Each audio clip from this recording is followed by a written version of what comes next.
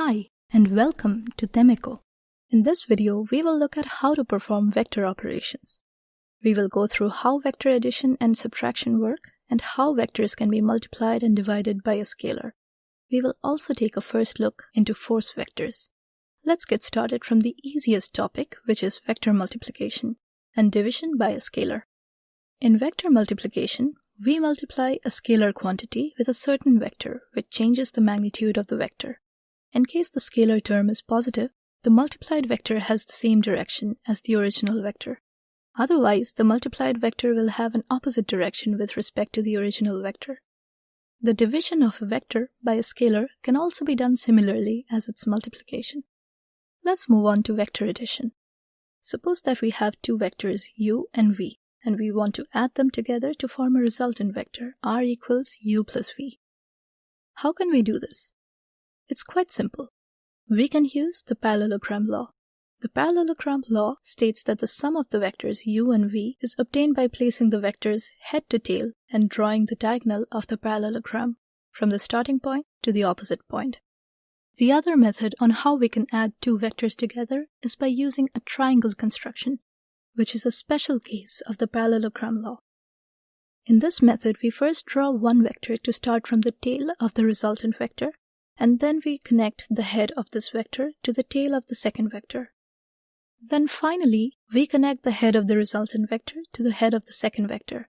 By doing the addition in this order, we add the second vector to the first vector. How about vector subtraction? How can we subtract the vectors from each other? Well, the resultant difference between two vectors can be expressed as follows. r equals a minus b equals a plus minus of b. As you can see, the vector subtraction is nothing more than a special case of vector addition.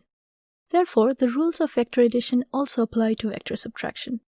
And now for the final topic of this video. We will take our first look into force vectors.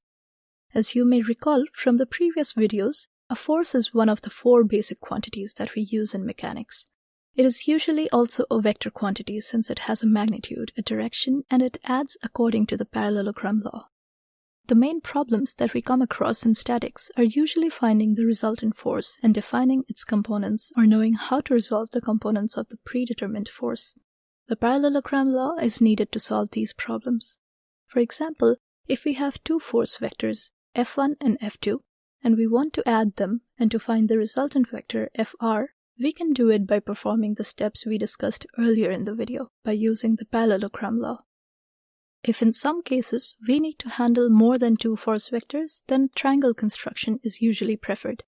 The reason for this is that adding more than two force vectors by a parallelogram law leads to complex geometric and trigonometric calculations.